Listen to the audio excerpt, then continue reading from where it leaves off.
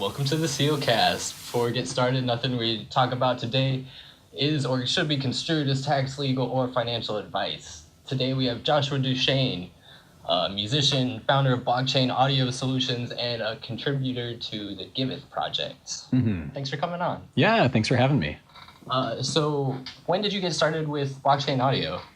Yeah, so this last winter, January of 2018, I spent a few months in Thailand, and while I was there, I got involved in the Chiang Mai blockchain community and was trying to find a way to plug myself in and become a valuable asset to the blockchain world and that space. I don't code, and so I thought I couldn't do any good in the community. I met up with some people from Giveth who happened to be floating through Chiang Mai at the time, and one of them was like, well, you're an audio professional, like, can you do anything with audio? I'm like, well, yeah, of course I can do stuff with audio. You know, like I'm a composer and I'm a sound designer and I do audio branding and I understand the emotion and psychology behind sound and music. And they're like, okay, well, like we're going to need that kind of stuff here in the blockchain space as well. How about you help us out? We need somebody to compose a score for a video that we're making to describe the Giveth project. And I was like, oh, okay, cool, I'll do that. So I got in working on that, and that's when it kind of all started to click that these companies, just like any other company in any other industry, are going to have a variety of audio needs, including podcasting and branding and music for any of their videos and music for their physical spaces and sound for physical spaces, or if they're at conferences and conventions displaying or demoing some audio to accompany them. There's so many ways that audio is an incredibly valuable tool for setting the mood, for promoting a brand, for reinforcing brand identity, and it just at the moment kind of just made sense that, oh yeah, of course, like nobody's doing this in this space yet. Yeah, like this is my profession, this is my career. I can totally contribute to the blockchain world that I'm so impassioned by and so in love with my skill set that nobody else seems to be bringing yet. Yeah, that's dope. That was I had a similar experience as a writer. Like I've been looking into freelance work and that kind of thing for a while, but it wasn't until I stumbled into blockchain that it was like, oh, hey, there's a lot of opportunity here. People need this, people want it. Yeah. It's exciting to be in a space where you can get in like that. Yeah, definitely. So that's interesting. I want to talk more about the audio thing, because audio-based channels haven't gotten as much attention, or developers are getting interested in terms of Alexa skills. So what do you think, what are your thoughts on the use of audio in marketing? Like who's using it? Do you see this growing more in the future? Where's it at right now? Yeah, so I mean, audio has been a major part of marketing and branding for decades. I mean, just think of, you know, once we started having the proliferation of communications with television, especially, and radio shows like the early 1900s, and television, you know, up in the mid 20th century, you started to get the rise of the jingle, where brands were becoming identified by, you know, a cutesy little song or a little tune. So we've used this tool for a very long time.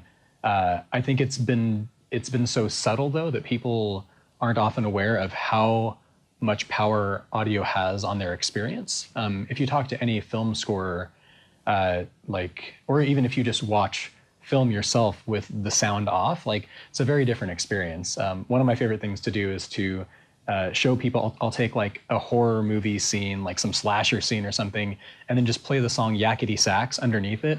And suddenly the murder is absolutely hilarious. And people are like, why is it so funny? No, it's because the audio, music and audio tell you how to feel about an experience. Visuals tell you more of what's happening. The audio tells you how to feel about what's happening. Interesting. Yeah, and so it's a very, very powerful tool, and it really taps into the emotional state. And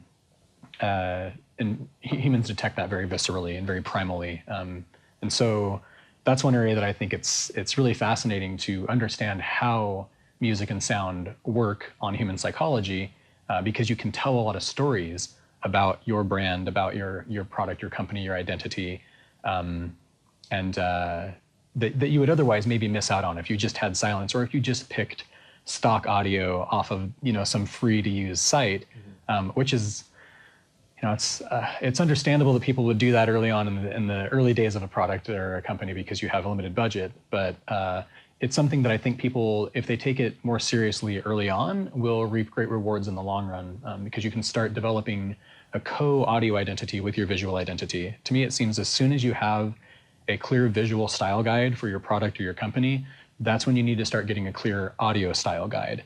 They can go hand in hand. And in my opinion, if you can have those people working together to develop those guides simultaneously, it can be a very synergistic relationship where you're using, for example, your company is using primarily oranges and reds and yellows for your color scheme, and you have very sharp right angles for all of your design work or whatever. Yeah. That means that your music is probably going to have a more like upbeat, fast-paced feel to it. You're probably going to be using more electronic instruments that have a more clean, precise attack and decay time on them. Okay, And yeah. like you can have this reflection between the audio and the visual, so there's this cohesion, and your brand comes out in force, very clear, very powerful from the beginning, versus early on you had some random stock audio. This person thought that they'd have a piano piece that's beautiful and light underneath it, but it's really supposed to be an empowering video. And so you maybe should have picked an EDM tune, or vice versa, where you're trying to show the emotional side of your developers and how they have, these struggles that they've overcome to get to where they are. You don't want to have the pumping EDM piece. You want to have the softer piano piece and blend between those. And when you have people that understand all of that intuitively and can really start learning about your brand from the inside, learning your brand's vision, mission, and values, and how to portray all those things with audio and with music, it can become a very powerful experience. It can really hook in your audience early on and help them feel that emotional investment into what you're doing, what you're trying to portray. Yeah, that's cool. I really like that idea, thinking about audio as sort of the emotional complement to a visual presentation. Mm-hmm. So, yeah, you touched on this, but take me through this a little further. So, if somebody approaches you about branding their company from an audio perspective, how do you approach that? Yeah. So the first things I'd want to do is well, there's a handful of things. One of them is to get to know the company's vision and mission and values. I want to know what is at the core of what drives you. What is your goal and your purpose as a company? What are you trying to achieve? Because that's where you can start getting a bit of the emotion. I make sure to never ask any musical or audio related questions to people, because that's not what's important.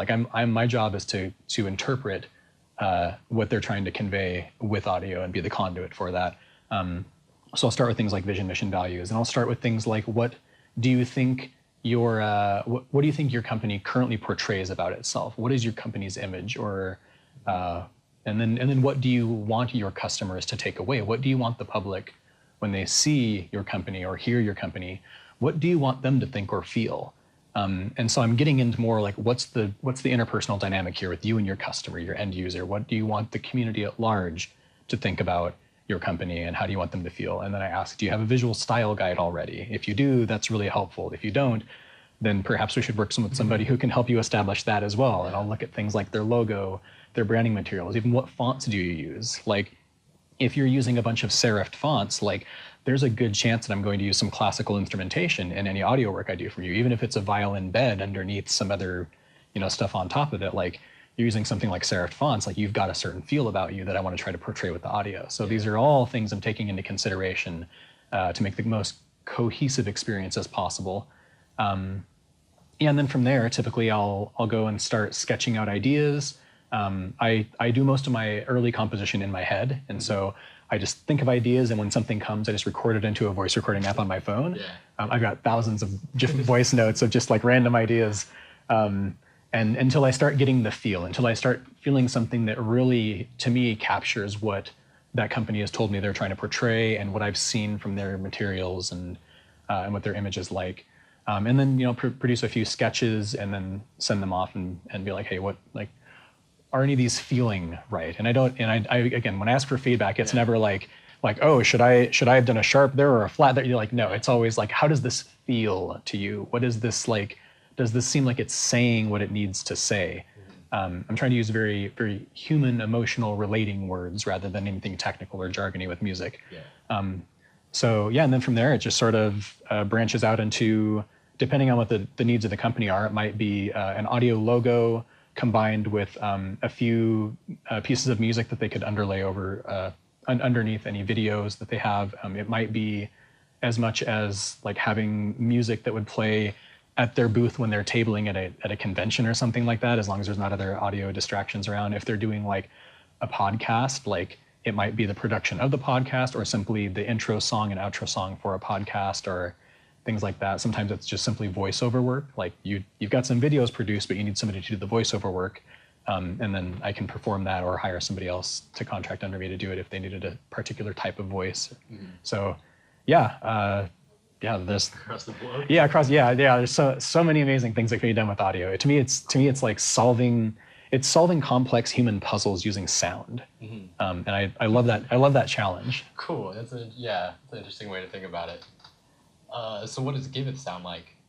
Giveth sounds like dun dun dun dun dun dun dun dun ding. That's what Giveth sounds like. and so I developed that sonic logo. Yes, it is. Yeah, I developed that sonic logo when I was developing the music for this video that talks about the Giveth project, a very high level video. And I built it that way for a few different reasons. One was the sonic logo was already established. So they have their logo. It's like this really cool G with like a dot and this little triangle thing, and it represents like the individual, the community, and like other aspects. They have a visual style guide too, which is pretty solid. This was a while ago, so I've kind of forgotten the details. But and at the beginning of the video, the logo flashes different colors, and then it has like this kind of flourish where it fades in and fades out white. So it was like, okay, cool. Like you have all these different colors flashing. To me, that the idea was like, these are the different diverse individuals that are contributing to this project because it's a decentralized altruistic community. And so I was like, that's cool. These are like individual people. The big flourish at the end is like the combination of all of them. When they come together, they create this big, beautiful thing. And that one flashes as white because when you have colors in the visual spectrum, when you add colors, you end up combining to white light. And so the idea was, okay, cool. I want this to be in a major key because this is an uplifting, good. We're doing good. This is a blockchain for social good project. Yeah. So it's going to have a major key. I chose the key of D because it's decentralized, and so I thought that was I got to pick something, and that's a good one. Yeah. And as for the notes themselves, I kind of wanted this. So the combination of notes at the beginning of the sonic logo before the flourish, I wanted to sort of like. I really like the hero's journey. That's like one of my favorite stories, and telling that with audio is a lot of fun. And so the way I built the story of those notes, it kind of follows the hero's journey, where we actually start at the leading tone into the root, into the D. So you lead into it. And it's like you start just a little bit away from home, but then you immediately enter home. So da da. Then you go beyond home a little bit. Dun, then back to home, dun, dun, dun, dun, dun. So your first four notes there are leading into home. You pass by home real quick, so you saw that there's something happening here. You go just beyond home, but you come back to where it's safe a little bit. Then dun, dun, so dun, dun, dun, dun, da, da, da, da. And you go far away from home, and that's where like the exploration happens and the big life changes and all that stuff happen. And then you come back down, pass below home again, and that's like you've changed and you're re-entering home. Dun, dun. You end at home, and everything is like better. You're more powerful. You're strong. You're secure. And then the community joins. Bling, and that's that is a chord that it's like a major triad, and I think it's just like a major triad 1 3 5 8 chord. Based on the notes from the scale at the end to show the community comes together at the very, very end, and you're all like celebrating your journey, and you're all back home and you've done this amazing thing and hopefully accomplished great good around the world. So that was like the vision I had when I was creating that sonic logo. That's and crazy. whether or not it shows or not, I don't know, but that's the kind of process I go through mentally where I'm like planning this out, like what kind of story can I tell with this? How can I make this mean something more? And like the end user, they're going to see the thing at the beginning of the video, and they're like, oh, that was cute. And then they watch the video and whatever. But it's like, I'm hopefully setting the tone. I'm welcoming the viewer in. I'm preparing them for what they're about to experience, which is like, this is going to be good and wholesome. This is going to be, this is going to fill you up. You're going to feel fulfilled at the end of this, as though you're like ready to contribute to something great. And that's kind of the whole goal of developing that logo that way. Yeah, that's cool. That's a lot of thought for 7 to 10 notes or yeah. Actually comes out to be. That's cool. It was a fun one. I end up using parts of that theme throughout. So that one particular video I'm talking about, the music and that it's all in D major, and it all reflects little pieces of that theme. And at the very end of it, I even have a chunk.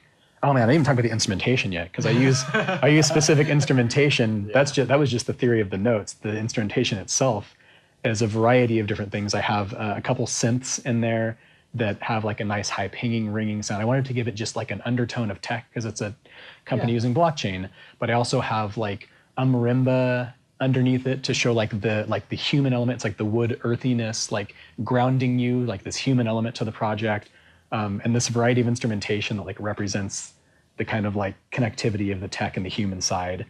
And at the end of the video, I call back to the Sonic logo, but I changed the time signature and the spacing of the notes so that it's still playing the Sonic logo, but it's with a marimba under this 3/4 time signature at the very end. Dun dun dun dun dun dun dun dun dun dun dun dun dun dun dun dun. So it's the same notes, but played differently. So nobody probably really consciously hears it and they're like, oh, that's that Sonic logo from the beginning.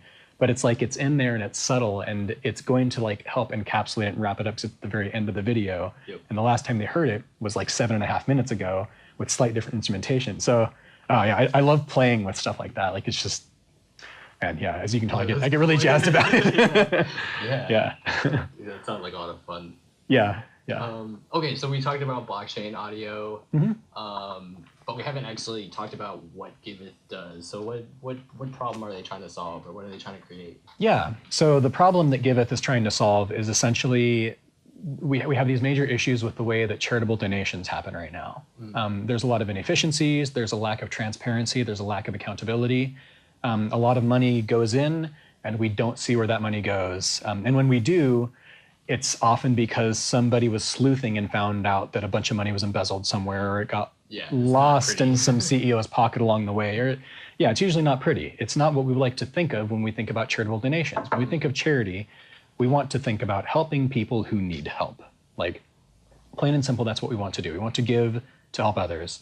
And so Giveth is trying to tackle a lot of those problems by building a platform and marketplace using blockchain technology and smart contracts that will enable much more efficiency and accountability and transparency in the charitable donation process from when money enters until it's received by the final person at the end of it.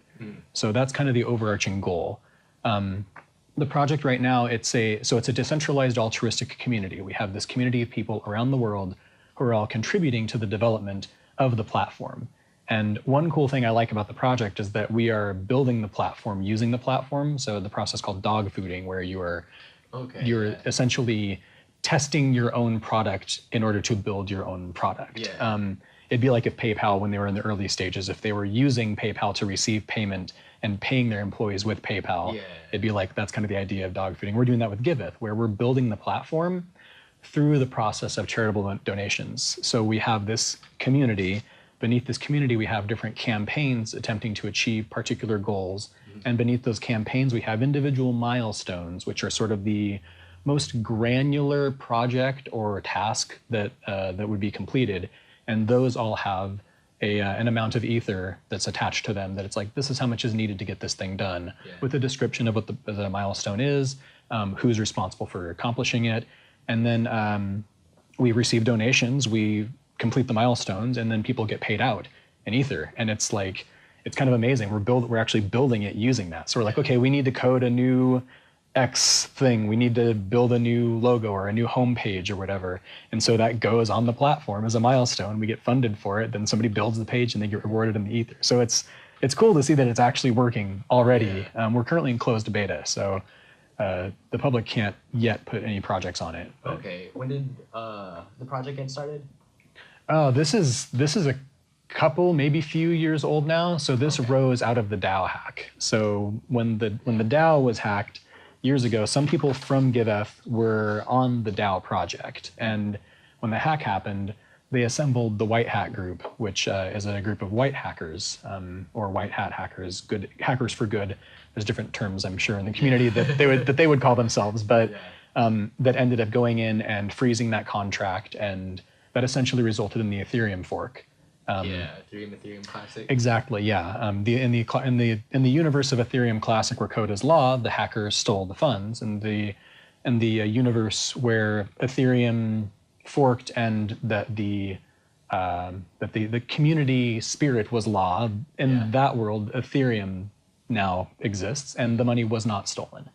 And so our team some of our core developers came from that group. They came from the people who hacked back the funds and saved the money. Gotcha. So we have, at our very core, there's a strong sense for security, and so I think it gives me a lot of trust in the security of our contracts, because our team learned a lot from the DAO hack.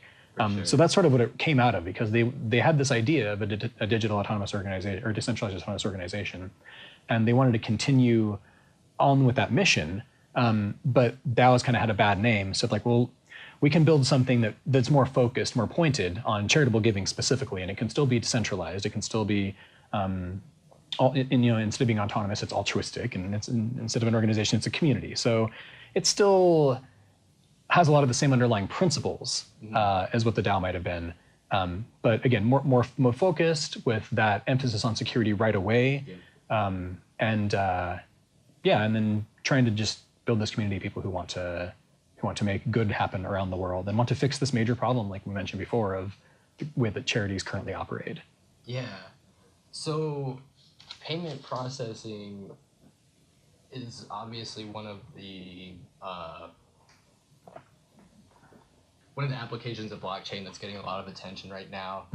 So obviously cheaper payment processing is, one of the benefits for the donation space, but you mentioned maybe not fraud, but just it's essentially fraud. Saying that you're gonna facilitate donations to somebody, and if they don't end up there. So how does blockchain help fix these problems, and what sort of products are you specifically developing with Giveth to deal with these issues? Yeah. So one of the many great things that blockchain does for us is it gives us free trust. It helps us to disintermediate transactions. So third parties that are currently there as our trusted intermediary between people in a transaction, that can all kind of be handled now by smart contracts. And so that's one of the great things blockchain enables us to do, is cut out some of those intermediaries, disintermediate the process. And so with Giveth, our goal is essentially to have as much disintermediation as humanly possible, and have as much code replace that as humanly possible, so that when a giver puts money in on one end, there are very few humans involved in the process before it gets to the recipient. Yeah. And with blockchain, we now have tools that enable us to do that. We also have full transparency, because as you can see, everything happens on chain. Yep. So you see exactly which wallet the money entered and the ecosystem from, where it was sent, where it was held in a vault, and then where it was distributed to a final recipient's wallet. So it's really, really hard to manipulate that and have any foul play and kind of siphon funds off along the way. So we're trying to build into the platform basically the inability to perform a lot of these actions that bad actors in the current charity space would do. And remove those incentives by simply not allowing them in the code. Yeah. I don't know what the rest of the question was, but if that kind of was part of it. What product specifically is Giveth offering? Yeah. The word product feels kind of weird, because it's like it's an open source project, and anybody can contribute. So it's more like, what are the tools that we're developing? Okay. Yeah. So the Giveth dApp, that's going to be the platform upon which that's the tool that they'll use to, put money in as a donation, or receive money as somebody who's doing a project. So that's like one of the main things we're working on right now. And that's, like I said, that's kind of where we're at with closed beta, is the dApp itself, and how that'll be used to administer the payments and receive donations and that kind of stuff. I guess that's currently the main thing that I know they're working on several different things, but that's kind of like the core thing we're working on. Is there a token that goes along with this? So kind of, but not. So it's not like, this isn't like an ICO or a project where there's a token that we use for anything other than. So this is an area that I don't totally understand myself. So don't quote me on this, anybody. But I know that we have this tool called the Vault and a token called the Mini-Me token. And I don't totally understand how this works, but essentially this is our mechanism for assuring that the funds are held securely in between the time that they're donated and when they're sent to the recipient, so that they're securely held in a place where they can't be hacked or stolen. Yep.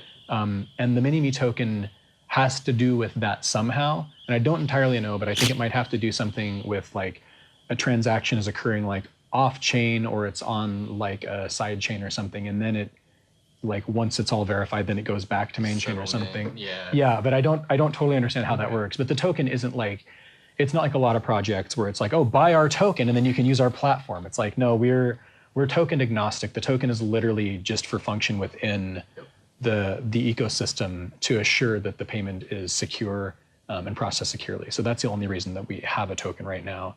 But again, I don't totally understand that. On Giveth's website, giveth.io, there's actually quite a bit of information about this. There's some blog posts on Medium that have been written about it, and a little more info on how this whole thing works. My specialty is more, check out giveth.io. My specialty is much more on the communications side. So I'm more there, I'm helping produce the audio. I've done some writing for them. I've helped out organizing things here and there. And contributing as somebody who's supporting the project publicly and presenting on the project, and appearing on videos and podcasts like this, or speaking at conferences and giving the high level overview to people so that they can see that blockchain for good is a thing. We're not all just in it for Lambos. Some of us are in it for elephants, and starving children. So yeah, a little different. That's cool. So how does Giveth fit into the larger ecosystem of financial services that's sort of being reinvented with the development of blockchain applications? Yeah, I think a lot of it is that people are being given more control over their personal finances and over how they interact with others. We're peer-to-peering everything. And so that's a way that blockchain is really just the whole idea of disintermediation in general. Like, we are essentially making banks and third-party processors obsolete. Like, I don't know, I think there are different ways of looking at revolutions and overcoming oppression and antiquated hierarchical systems.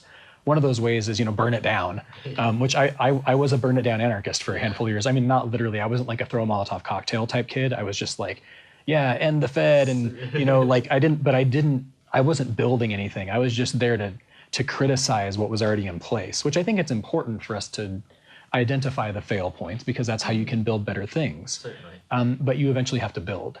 And I have, in the last few years, transitioned into becoming a builder, a doer, somebody who realizes I can't just tear down the old world. I'd rather build a better one. And people, if my values and philosophy are actually accurate and true and correct, then people will just move to the better thing. They'll move to the better platform. They'll move to the place where they have more freedom, they have more sovereignty, they have more control over their own lives, their finances, their interactions with others, that eventually it'll be the obvious solution. And I don't have to tear anybody down. I don't have to tear anything down. That'll just slowly decay and crumble. The way of the wooden wheel when we got alloy rims and rubber tires. Like, you don't need to burn down the wooden wheel factory. Just build aluminum rims and rubber tires that have much longer road life, better wear and tear, just build the better thing.